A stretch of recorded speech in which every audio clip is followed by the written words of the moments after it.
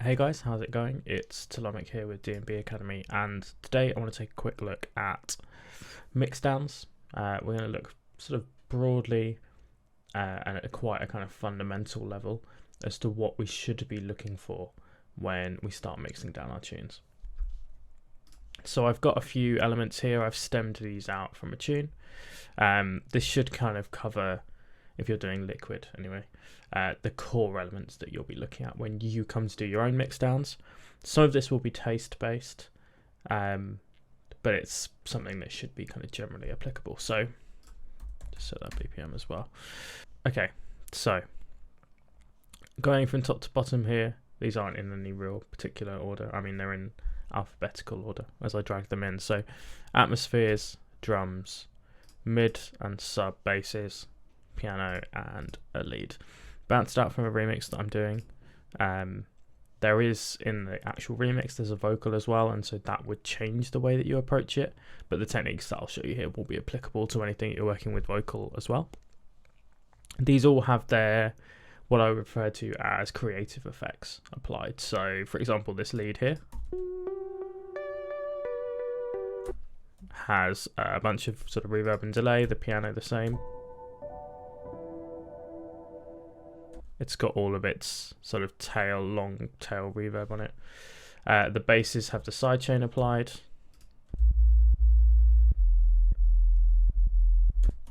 But that's it, really.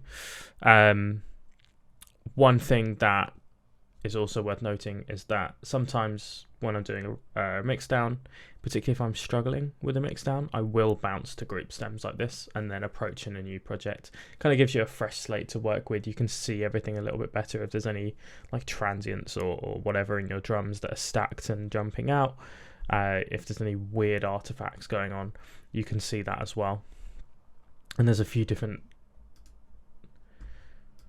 There's also the mindset change as well. If you're like working in a project that you've been working in for ages and you've got loads and loads of effects and everything else going on, it can be a bit overwhelming. If you're dealing with a brand new project, then when you're looking at everything, you're essentially starting from that clean slate again, and it makes it much easier to work with. So the first thing that I would do is we'll look at the sub and the bass.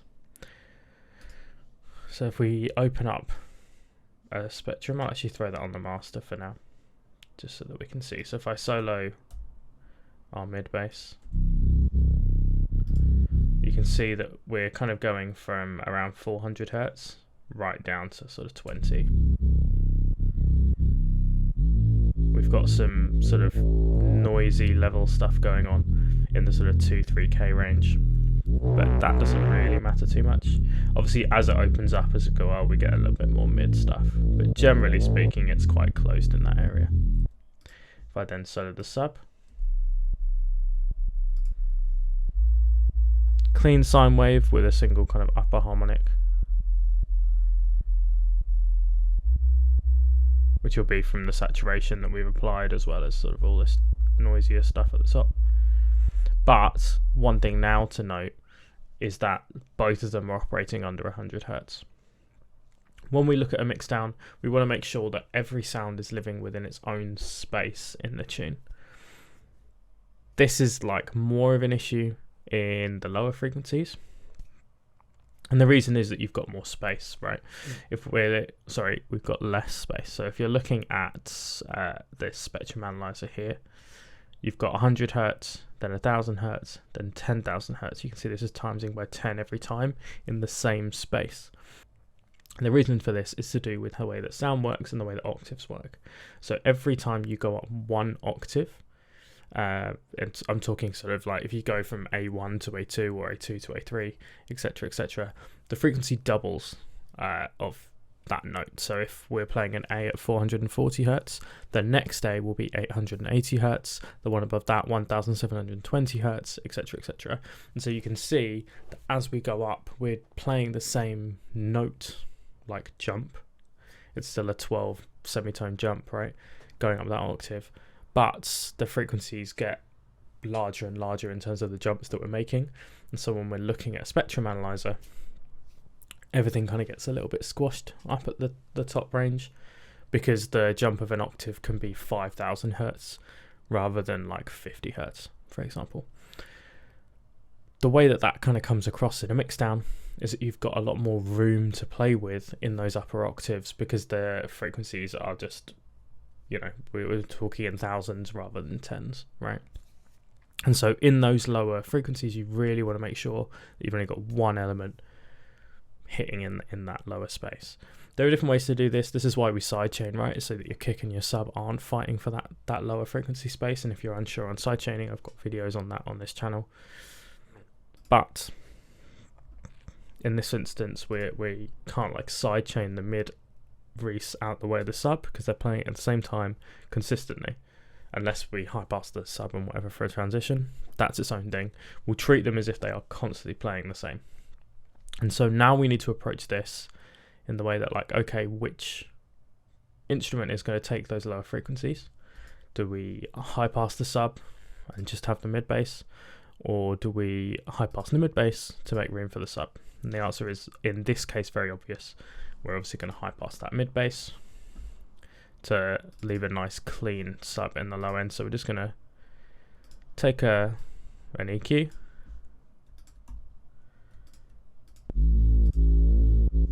and high pass out those lower frequencies.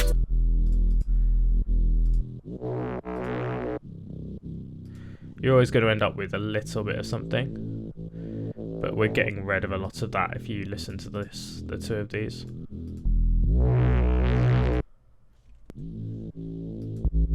You can hear the difference in that. One thing to bear in mind as well is that if you're listening to things soloed, when we're going into this mixdown stage and we're EQing out frequencies and everything, they might sound a little bit hollow and a little bit odd. Think of things in context, right? So with that sub together, it doesn't sound hollow, it doesn't sound weird or empty.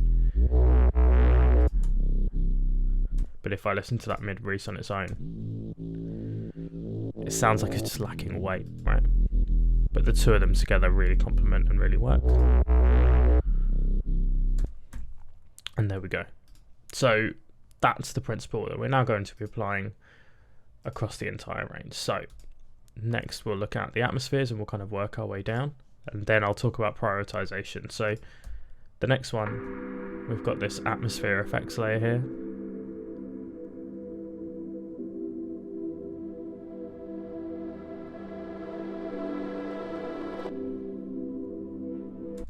If we load up an EQ, you can see we've got a little bit of lower frequency stuff here. If I actually solo these lower frequencies, this lower stuff here isn't really adding anything to the tune. A lot of what we can hear is this stuff going on here and this lower mud. In fact, if I literally change that, that's all that's there. Barely anything, but it's just noisy rumble on some of those pads. So again, we're going to high pass that out.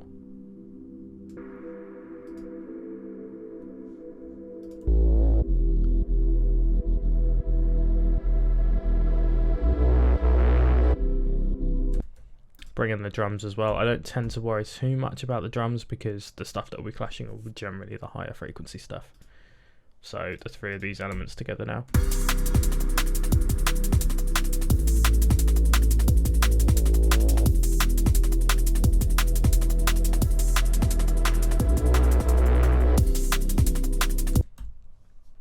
Sounding great. The next thing we're going to do is look at this piano. And again, a load of lower stuff. If we listen to that, just soloed, it's just rumbly noise. You might not even be able to hear it if I turn that up. It's almost like piano pedal noise. So again, high pass that out. And listen to that in context.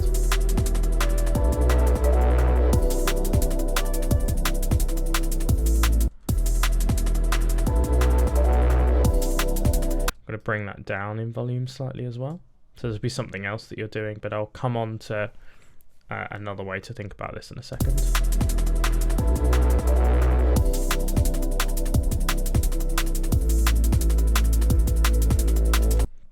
And one thing we could do as well, if we're approaching this, is our atmospheres are obviously, so we think of things in like a hierarchy, right? The most important elements that we want people to really listen to are at the top of that hierarchy, and our kind of like pads and textures and stuff are usually near the bottom of that hierarchy, and we don't mind if they sit a little bit further back in the mix to ensure that everything else more musical is like right at the front of that mix and audible to our listener. So if I was to look at these, and I don't deem it as a huge problem in this instance, but we'll use it here as an example for you to apply in future work, is to look at the piano and the frequencies that occupies. So we're looking kind of in this just sub 1k range, and we subtract those frequencies from an element that is lower down in that hierarchy, in this instance the atmospheres. So we take some of those frequencies out just here,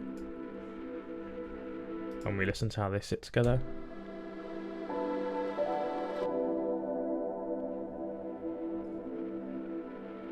And that sounds fine to me. And then contextually,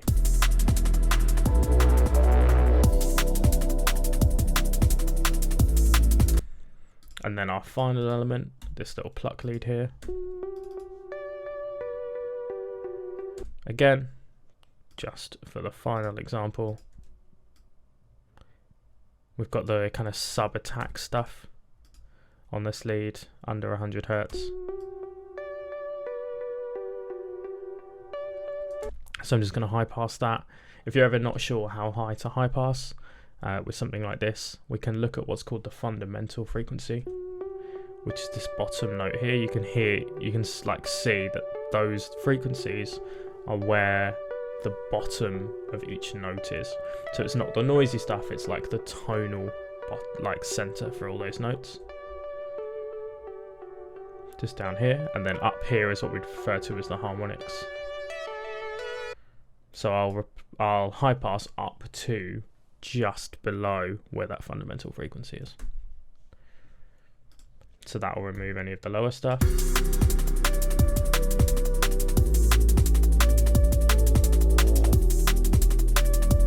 And again, I'd be like, okay, like what frequencies can I remove from potentially my atmospheres and potentially even my drums, because I would count this lead as near the top of the hierarchy. And where that fundamental frequency is, so occupying between sort of 400 and about 900 Hertz, that's where we're going to start taking out from. So we've already done that in the atmospheres for the piano. Let's do it again now for the drums. Being careful not to take out anything important from those elements. In this case, I don't want to take out the bottom of the snare, for example, or anything that, if I was EQing something in the lower range, I wanted to take out the thud of the kick, for example. And so you always have to be a little bit aware, and it's not always a simple like this goes over this and this happens.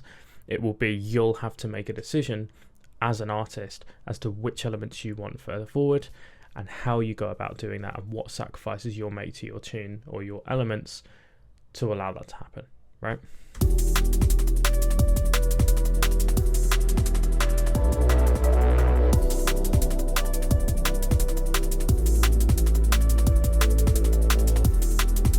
And we could also turn this up a little bit as well.